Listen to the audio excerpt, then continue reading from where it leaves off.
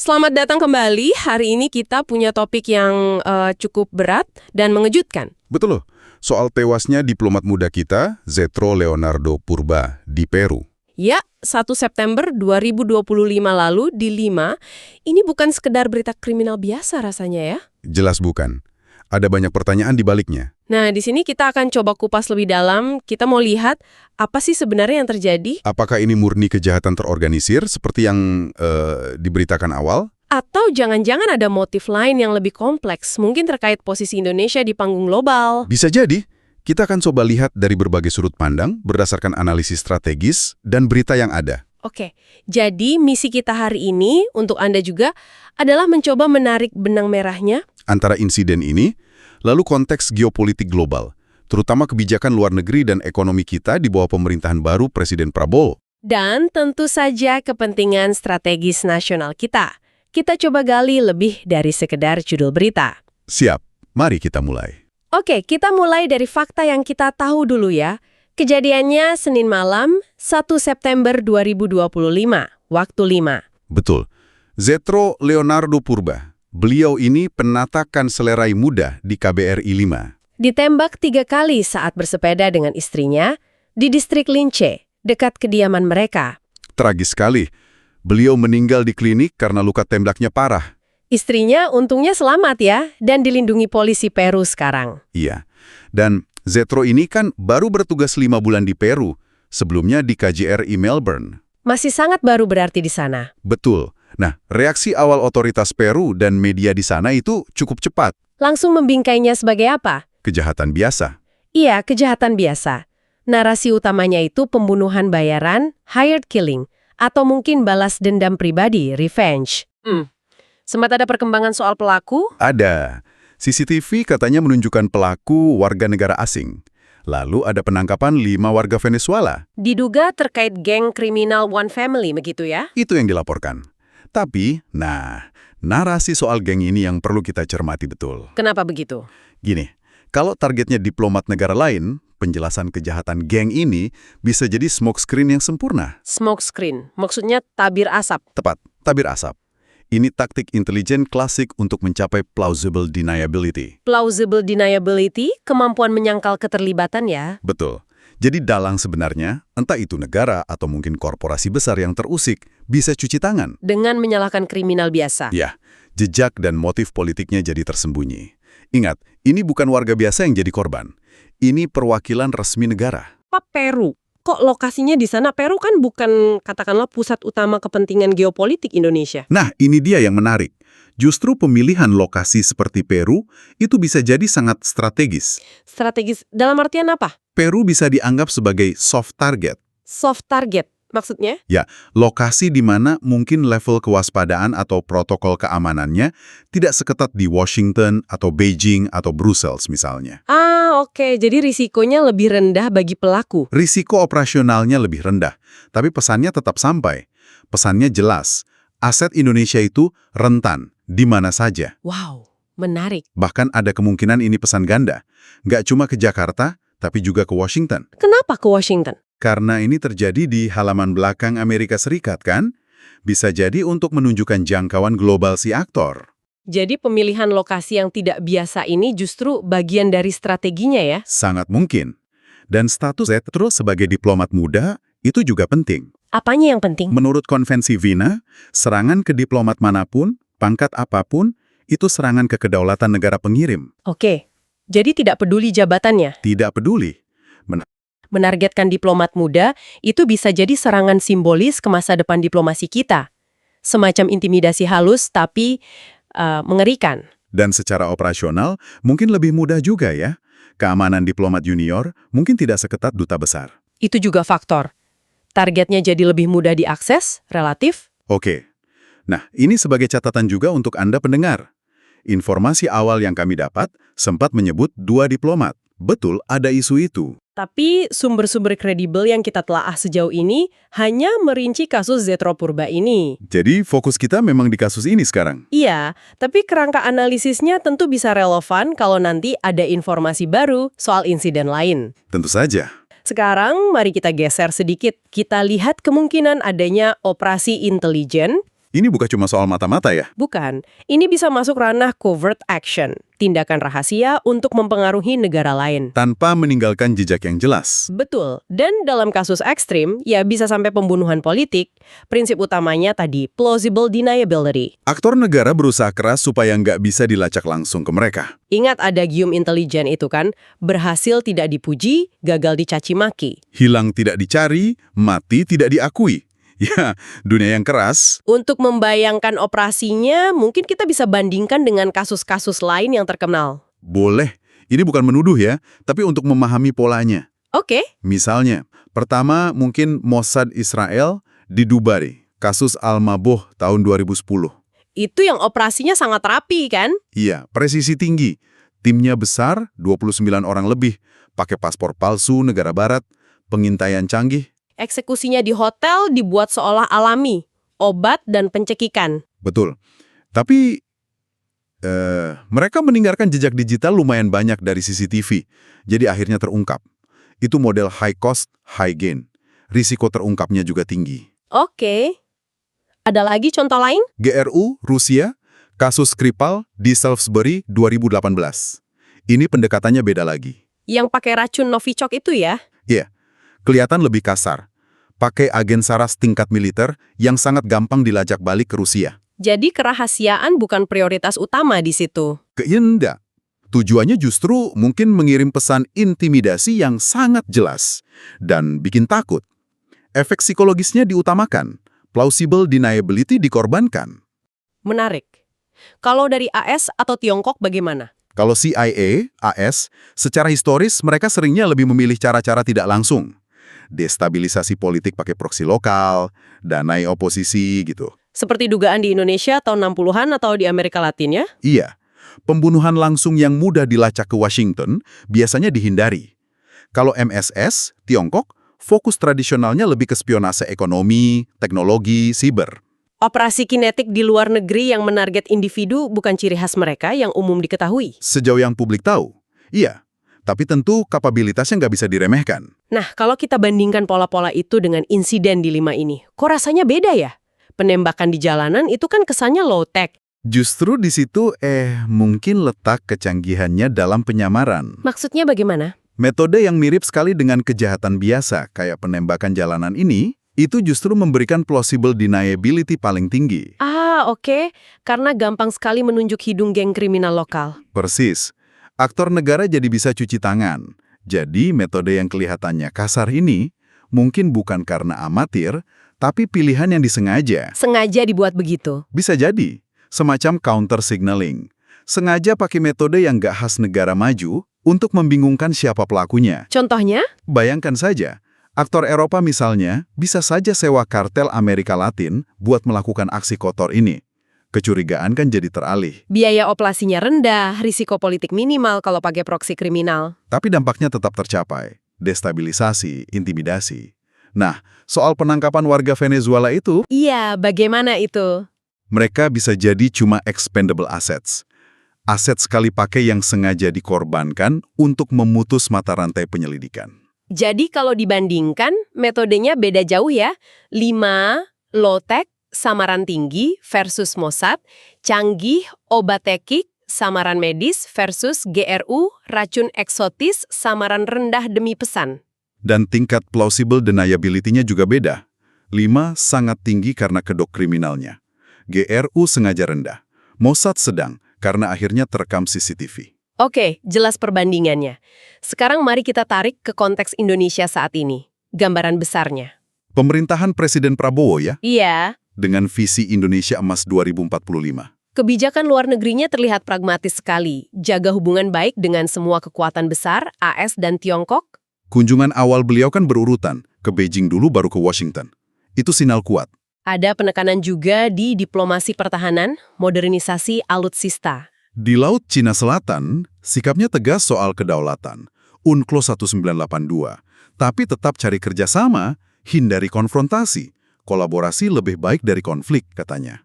Nah, di tengah semua itu ada satu kebijakan yang sepertinya jadi titik panas. Hilirisasi sumber daya alam, terutama nikel. Ini kan kelanjutan dari era sebelumnya ya, larangan ekspor biji nikel mentah sejak 1 Januari 2020. Betul, tujuannya jelas. Tingkatkan nilai tambah di dalam negeri, tarik investasi smelter, perkuat posisi Indonesia di rantai pasok global. Khususnya untuk baja tahan karat dan baterai kendaraan listrik atau EV. Nah, kebijakan ini langsung bikin panas kuping Uni Eropa. Iya, industri baja dan otomotif mereka kan sangat bergantung sama pasokan biji nikel murah dari Indonesia. Kita produsen terbesar dunia soalnya. Akibatnya, Uni Eropa gugat kita ke WTO. Tuduhannya melanggar aturan perdagangan bebas. Panel WTO memang memenangkan Uni Eropa, tapi Indonesia banding dan tetap jalan terus dengan hilirisasi, demi kepentingan nasional katanya. Dan ini jelas menciptakan friksi. Friksi diplomatik dan ekonomi yang lumayan signifikan. Tapi yang menarik, di saat yang sama, hubungan kita dengan Tiongkok justru makin erat ya, di bawah pemerintahan baru ini. Sangat menarik. Kunjungan pertama Presiden Prabowo kan ke Tiongkok, itu sinyal kuat. Hasilnya juga ada komitmen investasi besar kan, dilaporkan sampai $10,0,7 miliar atau sekitar 157 triliun lebih. Dan banyak diarahkan ke sektor strategis, termasuk mendukung hilirisasi tadi. Faktanya memang Tiongkok itu investor utama smelter nikel di sini dan pembeli terbesar produk nikel olahan kita. Seperti ferronickel dan nickel pig iron. Jadi, kalau kita sambungkan titik-titiknya, ini artinya apa? Kebijakan hilirisasi nikel kita yang didukung investasi Tiongkok, Secara efektif, itu sedang menggeser peta rantai pasok mineral strategis global. kontrol atas rantai pasok baja tahan karat dan baterai EV pelan-pelan bergeser dari barat, jadi lebih terkonsolidasi antara Indonesia dan Tiongkok. Ini bukan lagi sekedar sengketa dagang biasa. Ini punya dampak geopolitik yang sangat kuat. Nah, pertanyaannya jadi makin relevan kan? Mungkinkah serangan terhadap diplomat kita di Peru itu semacam respons asimetris? Respons terhadap pergeseran kekuatan ekonomi dan biopolitik ini. Iya. Respons yang tidak langsung, tapi mematikan. Analisis itu sangat mungkin. Perlu ditambah juga, strategi pragmatis Presiden Prabowo yang main di tengah ini, antara AS dan Tiongkok, itu juga ada risikonya. Risiko apa? Kedekatan ekonomi yang sangat dalam dengan Tiongkok, apalagi di sektor mineral kritis, bisa saja ditafsirkan Barat sebagai kita sudah geser de facto ke orbit Beijing, walaupun retorikanya bebas aktif. Sebaliknya, penguatan kerjasama pertahanan dengan AS juga bisa bikin Beijing waspada. Betul, posisi di tengah ini, walau ideal secara konsep, tapi bikin Indonesia rentan diuji. Diuji oleh kedua belah pihak. Ya, bisa lewat tindakan provokatif atau klandestin untuk mengukur loyalitas atau sekedar menciptakan tekanan. Baiklah, jadi setelah kita lihat modus operandinya, konteks geopolitik dan ekonominya, mari kita coba tarik kesimpulan sementara. Apa hipotesis utamanya? Dari analisis sumber-sumber ini, kita bisa rumuskan 3 hipotesis utama yang mungkin menjelaskan kematian Zetro Purba. Oke, apa saja itu? Pertama, pembalasan ekonomi atau economic retaliation. Intinya, pembunuhan ini sebagai pesan peringatan atau balasan langsung terkait kebijakan hilirisasi nikel kita. Siapa aktor potensialnya kalau hipotesis ini benar? Bisa jadi negara Eropa yang industrinya terpukul. Mereka mungkin pakai intelijen dan proksi kriminal di Peru biar plausible deniability-nya tinggi. Atau bisa juga korporasi multinasional besar ya di bidang tambang, baja, otomotif yang rugi besar terus menyewa sindikat kriminal. Apa kekuatan hipotesis ini? Motifnya sangat jelas dan kuat. Bisa diukur kerugian ekonominya, ada sengketa WTO juga. Waktunya juga pas di awal pemerintahan baru yang menegaskan kebijakan ini lanjut. Oke, itu hipotesis pertama. Yang kedua? Kedua, destabilisasi geopolitik atau geopolitik destabilization. Ini melihat serangan dalam konteks persaingan kekuatan besar yang lebih luas. Tujuannya apa kalau begitu? Mungkin untuk menguji respons pemerintahan baru, atau menciptakan instabilitas di dalam negeri, atau bisa juga mengganggu kemitraan strategis Indonesia-Tiongkok yang makin erat. Aktor potensialnya siapa? Bisa kekuatan Barat, AS atau sekutunya, untuk kasih sinyal risiko kalau kita terlalu dekat dengan Tiongkok, atau justru menarik kita lebih dekat ke mereka. Atau bisa juga kekuatan regional lain yang merasa terancam dengan postur Indonesia yang lebih asertif. Kekuatan hipotesis ini apa? Sama cocok dengan dinamika persaingan di Indo-Pasifik sekarang. Dan memang pemerintahan baru itu sering jadi target ujian. Oke, Hipotesis ketiga. Ketiga, kejahatan transnasional tingkat tinggi. Ini sebenarnya mengikuti narasi resmi Peru, murni kriminal. Pelakunya geng One Family atau sindikat lain? Motifnya perampokan gagal, pemerasan, salah target. Iya, seperti itu. Tapi hipotesis ini punya kelemahan besar. Apa itu? Sulit menjelaskan kenapa targetnya spesifik diplomat asing yang baru bertugas. Terus, eksekusinya kan terencana. 3 tembakan. Itu kurang cocok sama pola kejahatan jalanan biasa yang oportunistik. Jadi dari ketiga hipotesis ini mana yang kira-kira paling kuat atau paling masuk akal menurut analisis ini? Analisis ini condong ke arah skenario hibrida. Hibrida, maksudnya gabungan ya? Iya, hipotesis ketiga, kejahatan transnasional itu, kemungkinan besar adalah metode dan aktor lapangannya. Tapi bukan motif utama. Oke. Lalu motif dan kerangkanya? Hipotesis pertama, pembalasan ekonomi, itu menyediakan motif terkuat dan paling bisa diverifikasi. Akarnya jelas di kebijakan hilirisasi kita. Sementara hipotesis kedua, destabilisasi geopolitik, itu jadi kerangka strategis yang lebih luas. Tempat di mana pembalasan ekonomi ini terjadi sebagai bagian dari percaturan kekuatan yang lebih besar. Jadi kesimpulan sementaranya? Kesimpulan paling kuat dari sumber ini. Aktor tertentu, bisa negara atau korporat, yang dirugikan kebijakan hilirisasi motif H1, kemungkinan besar menyewa sindikat kriminal, aktor H3, untuk melakukan pembunuhan ini. Tujuannya? Tujuannya strategis, mengirim pesan, menguji pemerintahan baru, dan mungkin juga berkontribusi pada destabilisasi dalam konteks geopolitik yang lebih luas. Tujuan H2. Sebuah kesimpulan yang cukup membuat merinding ya. Memang. Peristiwa tragis ini jelas punya dampak besar di dalam negeri. Ini seperti wake up call ya. Betul. Bahwa kebijakan ekonomi yang berani demi kedaulatan itu bisa punya konsekuensi keamanan yang nyata di panggung global. Brutal malah. Ini juga jadi ujian kredibilitas langsung buat pemerintahan Presiden Prabowo. Kita lihat DPR sudah mendesak evaluasi total keamanan diplomat kita. Tentu saja, insiden ini menyoroti kerentanan kita. Ada indikasi kuat negara penerima, Peru, gagal memberikan perlindungan memadai. Padahal itu kewajiban mereka menurut Konvensi Wina. Jadi pesannya, kita nggak bisa pasif lagi ya? Tidak bisa. Harus ada perubahan paradigma. Kita perlu proaktif, menilai, merancang, dan menerapkan postur keamanan kita sendiri di semua perwakilan RI, terutama di wilayah yang dianggap berisiko tinggi atau jadi soft targets. Laporan analisis yang jadi dasar diskusi kita ini juga memberikan beberapa rekomendasi strategis kan? Bisa dirangkum poin utamanya? Tentu, rekomendasinya itu multilapis. Seperti apa? Pertama, dari sisi diplomatik. Jelas, terus tekan Peru untuk investigasi yang tuntas, transparan, mendalam. Jangan terima begitu saja narasi kejahatan biasa tanpa bukti kuat. Gunakan forum internasional juga?